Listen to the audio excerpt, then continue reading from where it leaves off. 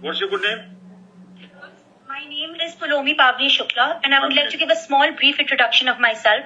I have fought for the right of orphan children since 2016.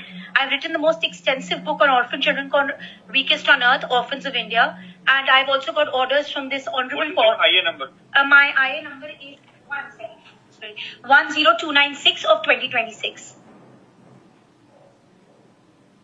And I've also got orders from this honorable court extending right to education for orphan children, counting orphans. Very good credentials you have.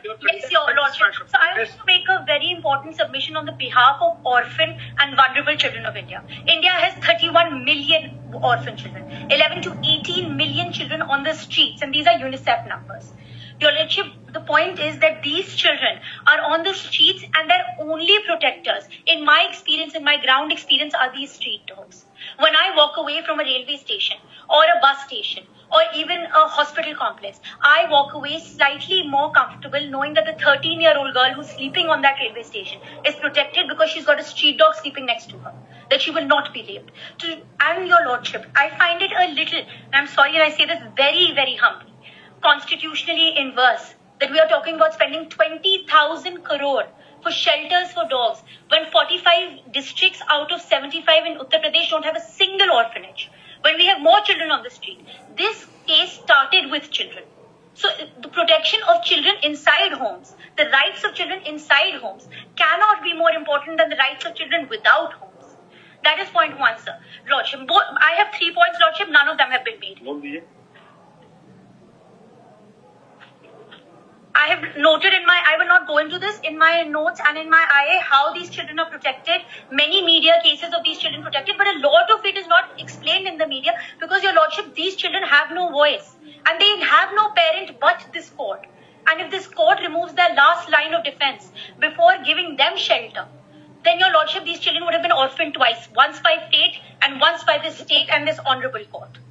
My second submission, which I'll put in very short, is that these dogs also protect poor societies, poor RWAs, which don't have security guards, and also women. As a girl who lives alone in Delhi, I walk the street feeling more comfortable that there are dogs and not who can bark if I am attacked.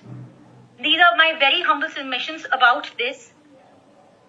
And the second, Lordship, my submissions are about, I have worked with a series of doctors to explain the zoonotic diseases. I know that you have been told there will be zoonotic diseases, but I want to give you examples of 5 zoonotic diseases which have already happened due to overcrowding of animals. These are Nipah virus, the swine flu, the Japanese encephalitis, the SARS, avian influenza. In the case of bird flu, it was noted by WHO that reduction of density of birds in poultry farms reduced avian influenza instantly. Now, Lordship, the more scary part. In USA, CDC has notified a disease called Campylobacter jejuni coming from puppy mills, which is very close to what you talk is a dog shelter. Dogs there giving birth, living there. This is a drug-resistant, multi-drug resistant disease. It is affecting 115 million people in the US currently, causing deaths largely in children. The second disease which is spreading is leptospira. These are zoonotic diseases which are already spreading. And thirdly, Lordship, I would like you to go to point number 6 on my note, which is a very, very scary thing.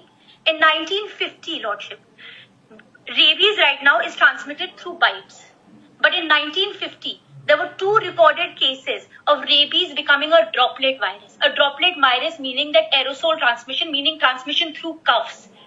It happened in a natural setting. It's called the Bracken Cave case. It is well documented in medical literature. It was when rats were kept together inside a cave. But we are doing the same thing with dogs. And allowing mutations on a great rate will someday make rabies a droplet virus in India. And India has always been a place of healing. We should not be the cause of the next epidemic disease.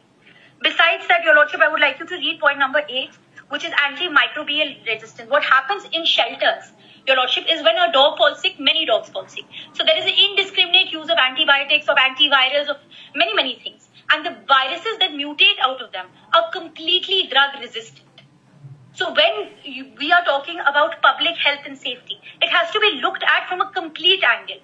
Just because there are bites which are absolutely serious, we cannot remove a layer of protection amongst orphan children, or we cannot cause an epidemic.